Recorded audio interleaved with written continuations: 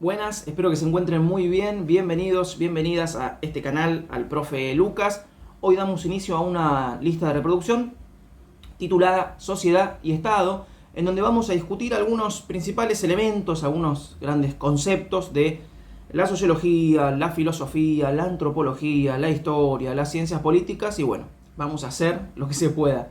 También vamos a hacer lo que se pueda porque hace mucho calor en Buenos Aires, hay música que pusieron mis vecinos de fondo para ambientar, así que bueno, vamos a ver lo que sale. Ahora va a venir una placa muy breve de 8 o 9 segundos, mientras tanto, acá abajo le dan clic al botón que dice suscribirse y a la campanita que dice todas, así les llega la notificación de mis videos. A ustedes no les cuesta nada, YouTube no les va a cobrar por hacer eso y a mí me ayudan un montón porque sé que del otro lado hay gente que ve los videos y que les interesa. También lo que pueden hacer es un me gusta y un comentario, aún estando en desacuerdo con algún concepto, con alguna forma de abordar o de dar determinada temática. Me dicen, profe, eso la verdad que está re mal, no es así. Entonces lo comentan y eso va a ser solucionado para los próximos videos. Así que sin más, nos vemos ahora en unos segunditos.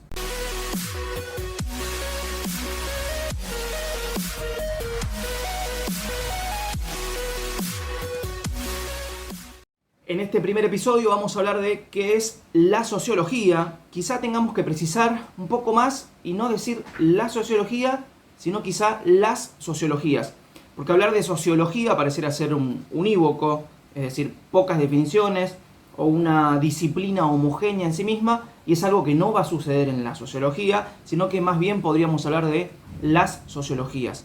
Se largó a llover afuera, está granizando, así que quizás escuchen ruidos raros, tiene que ver con esa lluvia. ¿Por qué decimos las sociologías y no una sola sociología? Porque vamos a ver que hay varias corrientes sociológicas y además de haber varias corrientes sociológicas, es muy difícil, dentro de las ciencias sociales todas, encuadrar a un pensador con determinado tipo de disciplina. Por ejemplo, Marx, ¿se lo puede encasillar dentro de la sociología? ¿Era un sociólogo? ¿Era un politólogo? ¿Era un economista? ¿Era un filósofo?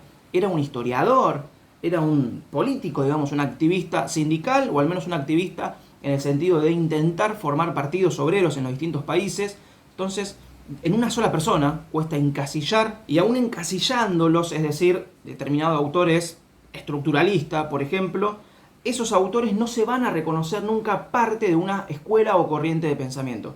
Por ejemplo, puse el caso del estructuralismo, porque sacando algunas excepciones, nadie va a querer ser parte del estructuralismo o pareciera ser una mala palabra, digamos, ¿no? Cuando a Foucault se le dice usted es un estructuralista, va a haber defensas en ese sentido en decir, no, yo no sé si soy un estructuralista. O incluso cuando se le atribuye el ser marxista, también un poco como que se aparta de esas cuestiones. Entonces, cuesta mucho encuadrar a los autores dentro de una corriente de pensamiento, porque también cuesta mucho entender al mismo autor en una serie lineal de pensamiento. Por ejemplo, hay un video en este canal también que es sobre la evolución del pensamiento sobre el Estado en Marx. No es lo mismo lo que este autor, lo que Karl Marx afirmaba sobre el Estado en 1848, que lo que va a afirmar 4 años después en el 18 Brumario. Cambia abruptamente esa concepción sobre el Estado. Entonces, ni siquiera tenemos que un solo pensador tiene un pensamiento lineal sobre un solo tema, como puede ser el Estado. Entonces, no se puede hablar de sociología, sino que habría que hablar mejor de sociologías. La pregunta ahora sería entonces, ¿cuál es el objeto de estudio de la sociología? Y al definir el principal objeto de estudio de la sociología nos encontramos con uno de los principales nudos o una de las principales problemáticas que encontramos a la hora de entender o de comprender lo que es la sociología. La sociología se encargaría de comprender ese mundo social que es construido por hombres y por mujeres, al mismo tiempo que esos hombres y que esas mujeres son construidos por ese mundo social. Repetimos, el objeto de estudio de la sociología sería entonces la comprensión de ese mundo social que construye hombres y mujeres al mismo tiempo que esos hombres y que esas mujeres construyen ese mundo social.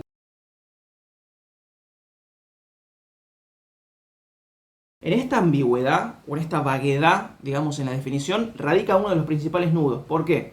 Vamos a tener que algunos autores se van a encuadrar más en la línea de considerar que el ser humano, el hombre y la mujer, nacen en un mundo y prácticamente no tienen mayor margen de acción.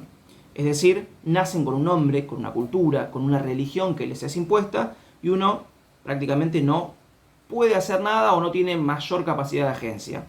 En cambio hay otros pensadores que creen que si bien uno está condicionado por ese entorno social, por ese mundo en el que nacemos, no estamos determinados.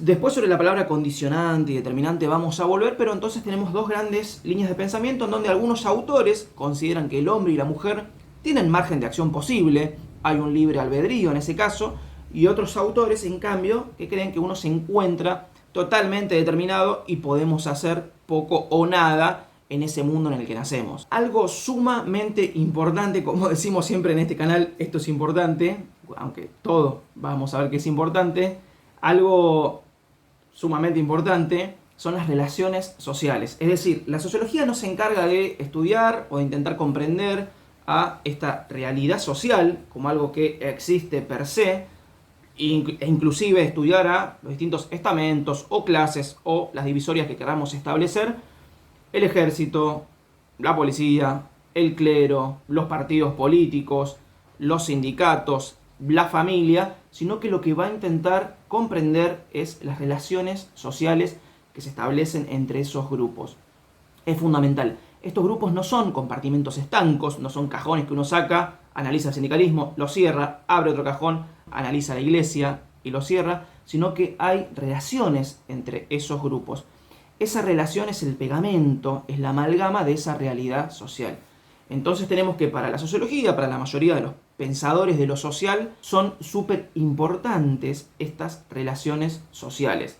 Uno no va a estudiar a la iglesia en sí misma como algo encerrado, como algo que puede prescindir del mundo sobre el que se inserta, sino que lo va a vincular constantemente con otros grupos, el tipo de alianzas, el tipo de oposiciones que va estableciendo con esos otros grupos. Entonces, repetimos lo que decíamos antes, es súper importante comprender las relaciones sociales. Y además, acá también radica el nudo de cientificidad que tiene la sociología.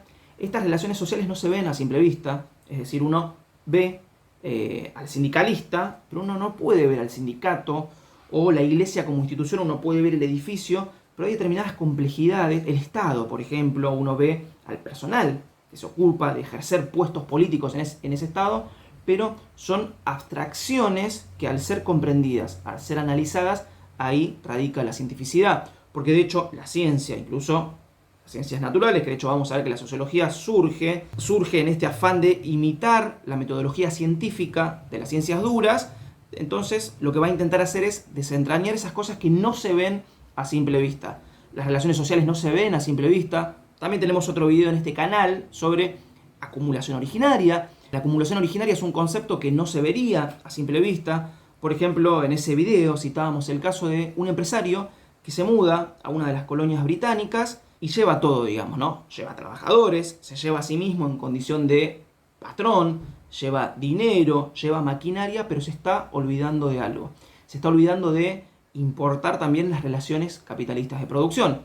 Esos trabajadores, cuando llegan a la colonia, se dan cuenta de que no se ha dado la acumulación originaria, no son despojados de los medios de subsistencia, entonces no quieren vender su fuerza de trabajo al patrón. Entonces cuando uno analiza la relación entre trabajadores y burgueses, lo que hay también es una relación. No son dos clases en separado, digamos, no son dos clases aisladas, sino que lo que importa es esa relación dialéctica y esa relación entre las clases. Volvemos a ver que lo que interesa en la sociología no es estudiar a la clase trabajadora, estudiar a la clase burguesa, sino estudiar las relaciones que se establecen entre ellas, porque de hecho son clases que se constituyen en esa relación. No existe una aislada de la otra. La sociología, como todas las ciencias, es una ciencia perturbadora y una ciencia molesta porque va en contra del sentido común. ¿Qué es el sentido común? Nosotros vemos que cae un rayo, el sentido común o el sentido metafísico religioso podría decir, bueno, cayó un rayo porque es la voluntad divina de Zeus que quiso arrojar un rayo. La ciencia lo que hace es ir en contra de eso, ir en contra de esos sentidos y decir, puede ser que haya caído un rayo por otras razones y encontrar una explicación científica que vaya en contra incluso del sentido común. La ley de gravedad, por ejemplo, es eso. Si yo el mate lo suelto, se siente atraído hacia el centro de la Tierra, pero eso lo sabemos porque hubo ciencia, o incluso en las discusiones que se producen hoy en día, 2021, donde encontramos, digamos, terraplanistas que dicen, yo lo que veo es que la Tierra es plana, entonces la Tierra es plana. El mundo es un globo o una esfera, eso es una mentira de la NASA. Entonces vemos cómo la ciencia tiene que estar constantemente luchando contra el sentido común, porque el sentido común lo que afirmaría es, cayó un rayo por obra de Zeus y yo veo que la Tierra es plana, entonces la Tierra es plana y punto. La ciencia lo que hace es molestar, es perturbar, y la sociología es otra ciencia más que lo que va a hacer es molestar aún más porque se va a meter en las cuestiones sociales. Por ejemplo, si yo analizo por qué el agua hierve a determinada temperatura, no voy a molestar al sacerdote, no voy a molestar al político.